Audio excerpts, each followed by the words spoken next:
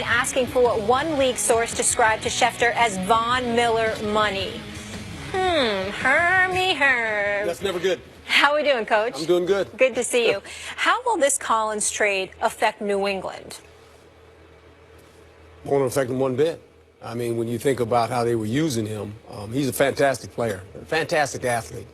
Call him really like a joker in their coverage, and the fact that they use him in a multitude of ways. He's a good rusher at times. He's a spire on the quarterback or a running quarterback. He's good in coverage as far as covering a guy man-to-man. They put him in the hole a lot when we have what we call single safety high. Yeah, he's a free defender where he can make a lot of plays in space. With that being said, they have a young kid, Roberts, that they drafted in the 6th round this year, that has some similar traits. He's making about $500,000. He's a rookie. And he's a thumper. He's a thumper.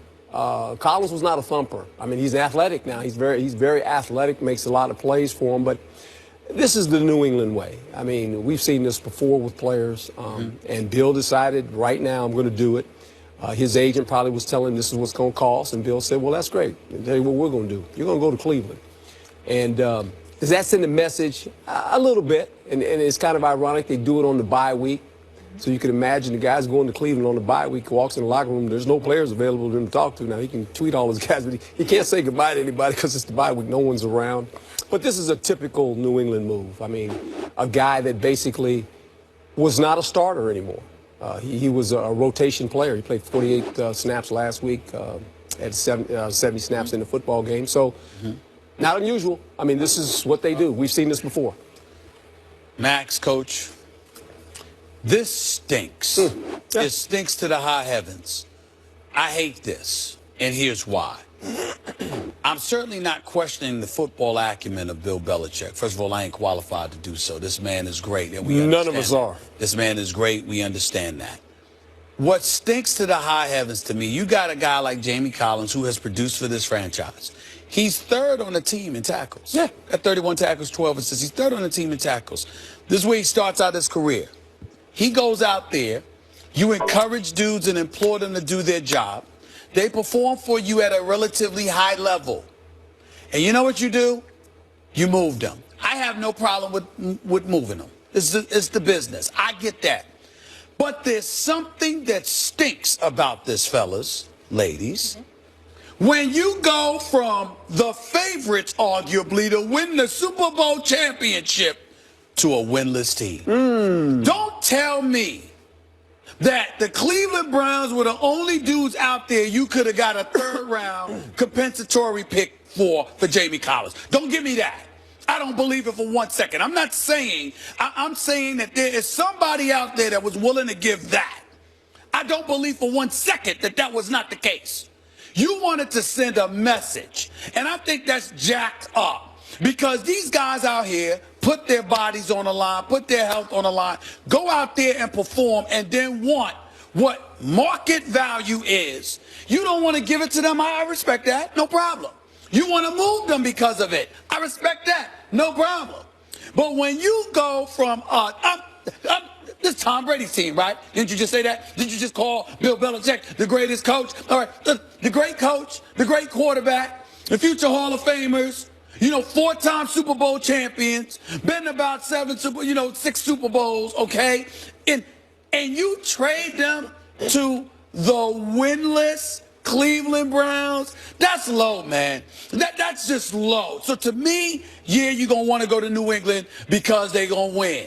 All right? But I'm looking for a winner that at least has the decency to go like this. I can't do that to this brother right here. Let me send them someplace, but it can't be to the winless Browns. Look, Chandler Jones got traded to Arizona, who everyone thought was going to be good. They thought he was going to be good. That's the point. Let me just say, I think this is what just went on. Look, the Patriots lost the 1st-round pick in Deflategate. They need the draft picks. And they've always been about trading players before they get expensive, especially defensive ones, for draft picks. And so they got a 2nd round for Chandler Jones. They got a 3rd or 4th, depending, just now, for Collins. They have a guy they like even more at the position. So before this guy gets super expensive And especially if he's freelancing in a way that Belichick may not like, see you later. And if he gets to send a message to everyone else, that's just a bonus. Here's why they always deserve the benefit of the doubt. And I think we're all giving it to them. It's probably good for them. The Vikings game last night showed it, the Monday Night Football game. We think we know who the good teams are, more or less, by this time of the season. And you know what the truth is? And this is almost not an exaggeration at all. The teams are more or less all the same, except for the Patriots are actually good. And by that I mean they're good at every point in the season. They're not like, Minnesota a couple days ago. They were Super Bowl contenders. I hope they can look like this by the end of the season when it counts. Like, who knows? Various teams are good and bad to one degree or another throughout the course of the season. They hope they get hot at the right time. But the Patriots are always good. Since 2002, they haven't lost 3 in a row. Since 2002, they haven't lost 3 in a row. They're good all the time. And partly because Belichick, I don't think, is concerned about who he's sending where and what they've meant to this guy or that guy. He's just trying to stay good. So he just got younger, cheaper, maybe better. Max Kellerman, you trying to tell me, again, I'm not disputing making a move and getting the compensation. I'm saying to you, you couldn't have sent the brother someplace other than winless Cleveland. He doesn't want to play him. I mean, you put nothing to that. You act like why did Chandler Jones go to Arizona? Wait a minute. Stop bringing up Arizona. Arizona was in the NFC Championship game last year. When he went there, the belief was they were still contenders. Right. We all know that's not the case with Cleveland. Max, that's what I'm saying. It doesn't really. In one example, he sends a guy to a place that's supposed to be good. In another place, I'm talking about this. I'm talking about this. I'm saying to you, you got no issue. There's nothing inside of you that says there's something to them sending him to Cleveland or winless Cleveland why do you care? He doesn't care. They are on course right now to literally go to the Super Bowl, if not win it, the way Tom Brady is playing. And you just finished waxing Buffalo on Sunday. You come home. I'm not saying that. I'm saying there's something low about that. That's all I'm saying. Coach, I'm usually pro-player.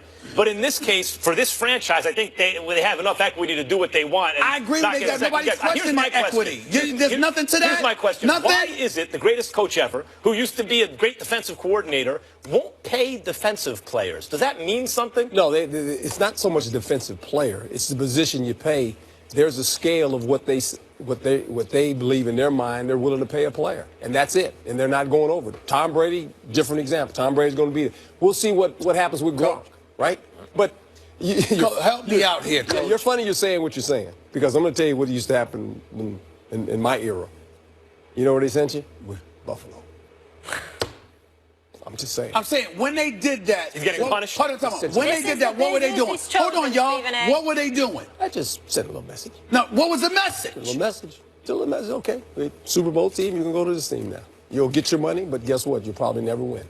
And I'm saying, and why would they do that? That's just because that's what they do. But why would this guy? Isn't it reserved for specific players? Like, for example, if you get on my nerves, I'm going to send you there. Well, I mean, because it's known that no one wants to go there. I'll point out that Vince Wilfork is boys with the owner, and that doesn't protect you in New England, right? I'm talking about winless Cleveland. Captain America's the only one that has protection. He wears number 12. I'm talking about winless Cleveland. I love Hugh Jackson. I think Hugh Jackson and Sashi Brown and DePodesta has them moving in the right direction regardless of their record. But I'm talking about right now. You're literally going to win the Super Bowl this year, and you wake up one day and you're going on a winless team? It's called a muscular move. The best moves are the ones that accomplish the most all at once. That's in chess, in writing. That's a muscular sentence. That's a muscular move. You just totally he sent a message. They got younger, cheaper. They got draft picks. Message could be part of it. They got a good basketball team.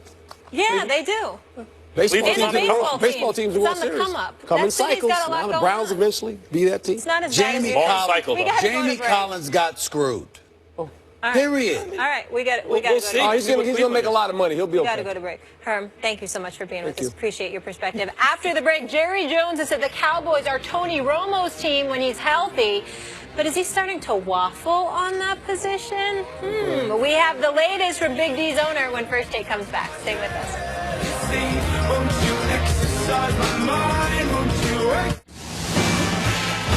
He once cheated death, and death was perfectly okay with it. He can tie his arm behind... Asking for what one league source described to Schefter as Von Miller money. Hermie Herb. That's never good. How are we doing, Coach? I'm doing good. Good to see you. How will this Collins trade affect New England? Won't affect him one bit. I mean, when you think about how they were using him, he's a fantastic player, a fantastic athlete. Call him really like a joker in their coverage, and the fact that they use him in a multitude of ways.